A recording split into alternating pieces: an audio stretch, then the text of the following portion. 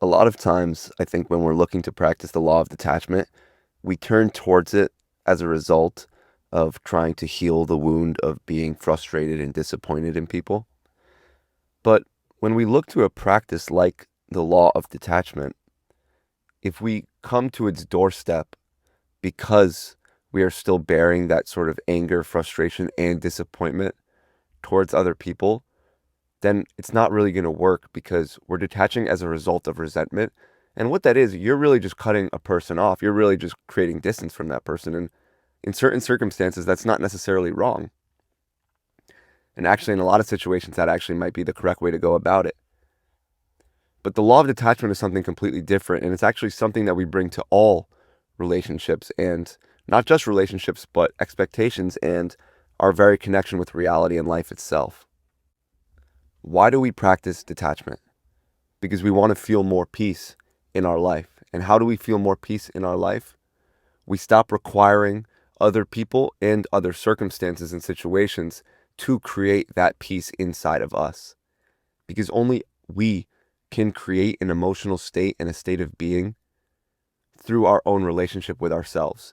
So even when we're interacting with others, even when we're talking to other people, and even when we're nurturing or breaking off any sort of relationship, we're doing so as a sort of reflection and as a sort of conversation with our own self. We are battling with ourself in that person's shoes. And let me give you an example. If you have someone who you believe doesn't value you, they don't respect you, and they're kind of taking your presence for granted, you're actually battling the need for their validation. So there's somewhere inside of you that feels you are not good enough unless this person gives you that attention that you're wanting. So you're not actually battling them because their intentions are quite clear. If they don't reach out to you, if they don't make time for you, then their intentions are quite clear and they're laying their sort of cards on the table. So now it's about what are you doing with those cards? You're actually not seeing those cards for what they are. You're not playing your hand as if it were a poker game. No, you're making it all very personal. And I understand that relationships are personal and they are interpersonal connections. But the law of detachment is all about taking things not as personal. It's about taking things as they are. So when someone presents their sort of relationship cards to you, let's say they have a handful of cards. One of them is how they value you, one of them is how they make you feel, and so on and so on. They lay their cards on the table. And if you see those cards and you see that they don't respect you, they don't value you, they don't make time for you, whatever it may be, then why do you still feel the need to attach yourself to them and make such an effort? That's the law of detachment. The law of detachment isn't cutting off everybody in your life that pisses you off or makes you feel any sort of frustration or disappointment. It's not trying to change every single relationship. It's changing your relationship with yourself and your own emotions. So in other words, it's changing your relationship with the very frustration and resentment you feel. That's what detachment is. It's detaching from whatever's triggering that frustration and that resentment outside of just that person's actions. So why did those actions make you feel that way? And it's all going to lead you back to the same similar path because you wanted something from them and they refused to give it to you. And the brutal truth is that this can be accepted very quickly. When we're used to practicing the law of detachment, we understand that at any moment, any person is free to do as they wish. They are under no obligation, just like you, to act in any certain way. And you're not wrong for holding expectations because of your previous interactions, but the law of detachment is understanding the fundamental reality that anything can happen in life and anything can change a person and how they go about things. You can't trap a person into your idea of them or your identity of them or what you believe they should or will be doing. Because you wouldn't want someone to do that to you, especially when you're trying to change yourself. This is what a lot of people who go through healing, who go through improving themselves beyond the surface start to realize because self-improvement, quote unquote, is for the most part on the internet somewhat surface level. It's improving your fitness, it's improving your perspective, look at things more positively or your health or your diet, whatever it may be. But this is much deeper than that.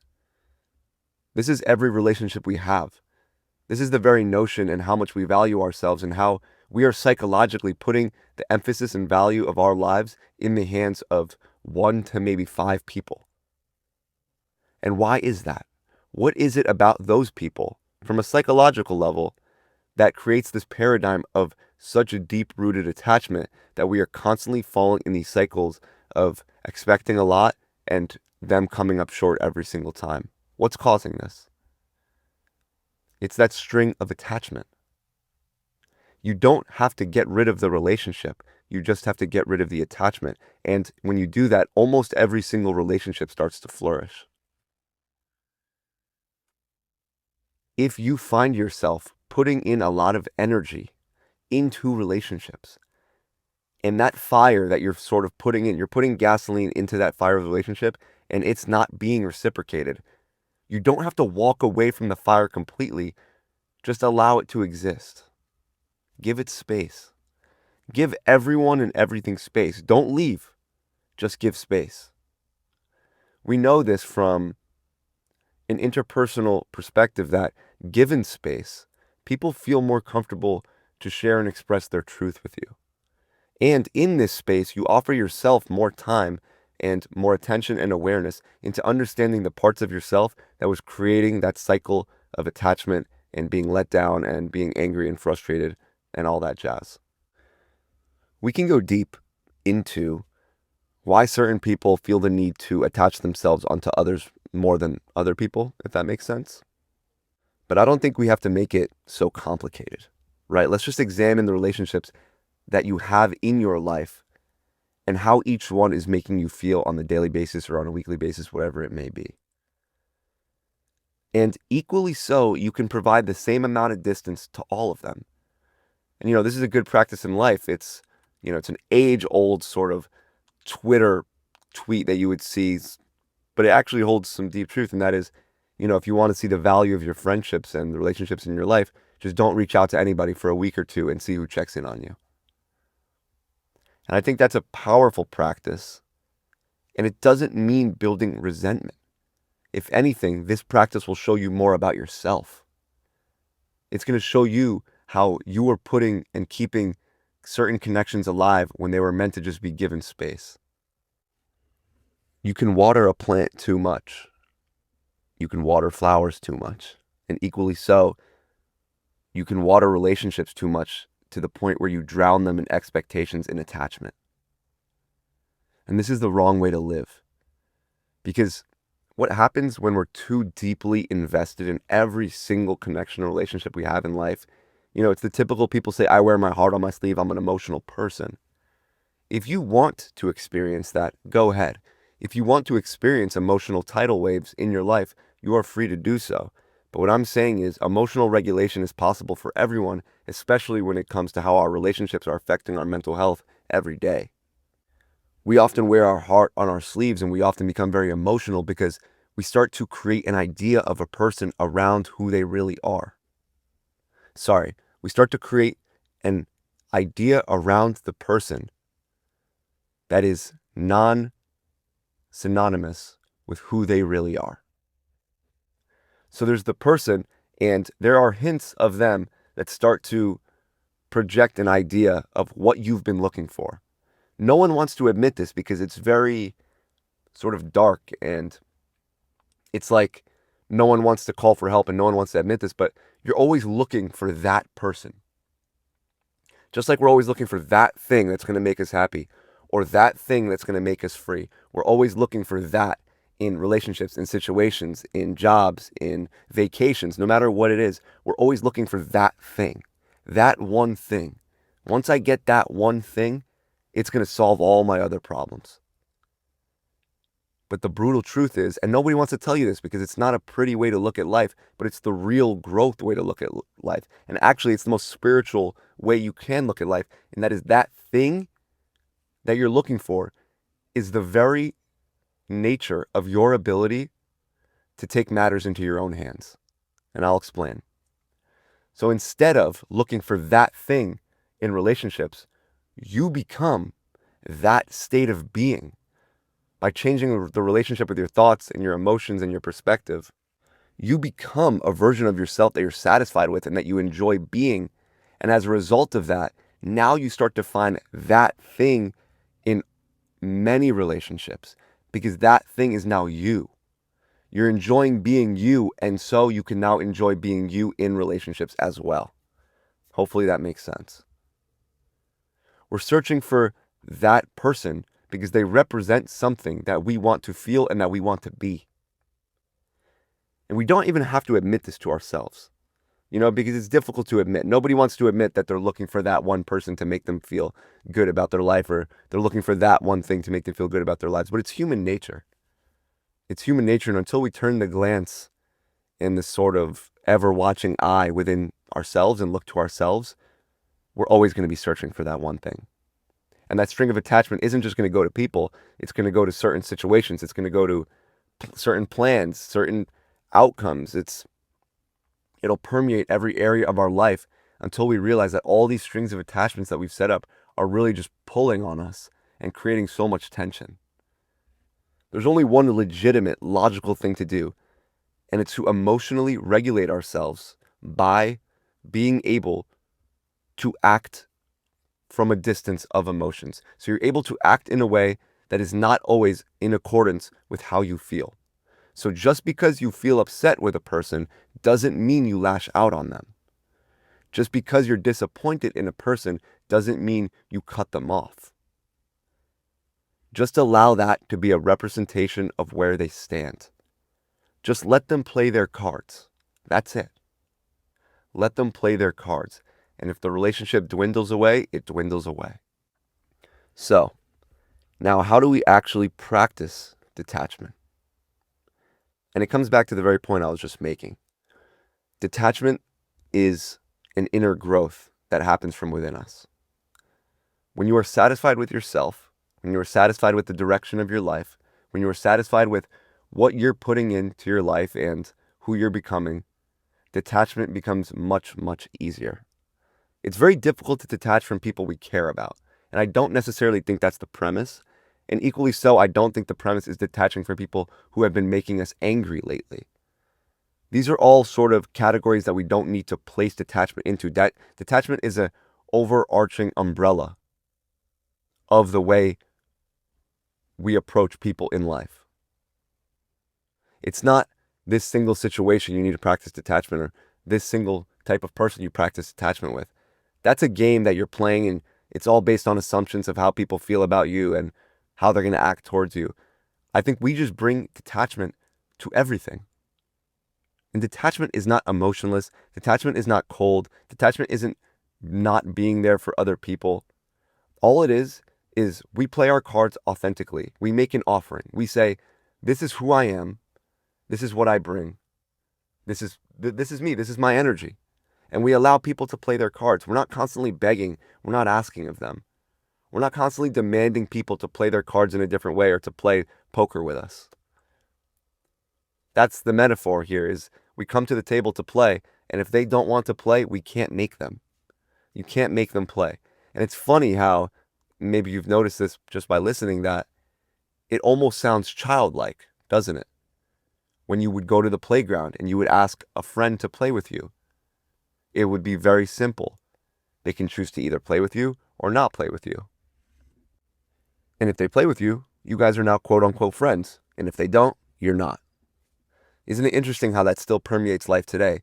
But now there's a lot of certain, I guess, taboos that we all participate in and play into. People won't just say, oh no, I don't want to be friends with you. I don't want to spend time with you. People won't really say that as you become an adult, as you become older in life. They'll soften the blow through fabricated excuses or whatever it may be. Again, you can't resent people for making the choice that they want to. Stop taking it so personal. Stop taking it so personal. Let people play their cards. When we're requiring so much from other people, that means we're not demanding enough from ourselves. Truly. If we want so much from them, why do we want so much from them? All we really need from other people is enjoying each other's presence. It's being present in this thing called life. What else do we truly need from the people all around us? When we become satisfied with ourselves, when we attach ourselves to our growth as a being and, observing our thoughts, not being pulled into them, observing our emotions and acting from a place of who we want to be versus who we've been in the past. These are the things I talk about in many of my other videos, and it all comes back to that. If we're denying the inner work, if we're denying the inner journey, the inner purpose, we're going to be looking to other people and other things to constantly fulfill us. And I'm not saying that inner fulfillment is going to take 10 years meditating in the woods. I don't know what is the 100% glass full. I don't know. I haven't experienced 100% glass full, but I've experienced a majority full. And I'm sure many of you have too. We all have. We've experienced times where we're happy, where we're pleasant, where we're not really requiring anything else except for what is occurring in our life right now. So when you detach from people, if you're doing so out of anger, pause. Don't do anything. Don't do anything yet. Let the anger pass. You kind of move away from it, and now you're looking at the relationship or relationships with a more neutral point of view. Then you can practice detachment. Add a little bit of space. Stop requiring so much from that one person. Maybe spread out your attention over a few people. Or maybe if you've been too involved in other people, maybe put most of that attention on yourself and going out of your comfort zone, maybe doing things on your own. There's no one answer fits all to detachment, but detachment does encapsulate pretty much every answer that's going to make relationships worthwhile and actually pleasant when engaging in. We can't force anyone, like I said before, to play. You can't force anyone to play the game with you. Because in this thing we call life, friendships, relationships, social dynamics, it's all a game. Not a game like Monopoly or a video game with strategy, not a game in like that sort of way, but a game as in the childlike way that I said before. When one child comes to another and says, "Do you want to play?" and the other child says yes, or they say no. And it's still how it works today, always. And it works at the biggest scale available as well. When someone is making videos on social media or posting stuff online, they're offering themselves. They're asking the world, and they're asking the however many followers they have, and they're saying, "Do you want to play?" And when people like the video, when they watch it, when they subscribe, whatever it may be, they're saying, "Yes, I want to engage, I want to play." And it works at the very minimal level as well, at the most smallest, minute scale. One person asks another for their contact information, and the other can say, "I want to play," or "I don't want to play." And that's what it is. And I'm sure you can draw this sort of philosophy back to certain philosophers and spiritual teachers, and you can see a sort of similar understanding in much of the facilities of life. And that is, we don't have to build or even get rid of that anger, resentment, frustration, disappointment, whatever it may be. We don't have to get rid of all that. We just have to understand that it's not really coming from other people. It's coming from our understanding of ourselves in relation with that person. They're only letting us down because we invested so much into them. And it's not that we have to stop investing completely. It's that we have to invest in ourselves primarily and allow that investment to naturally act as a magnet pulling other people towards us. And from there, we just enjoy the fruits of our the fruits of our labor, and enjoy the relationships that we have and focus on staying present with them. I hope you guys enjoyed this episode. If you're watching on YouTube, make sure to like and subscribe. If you're listening on Spotify, thank you for listening as always. I am Kinzer MB on all platforms.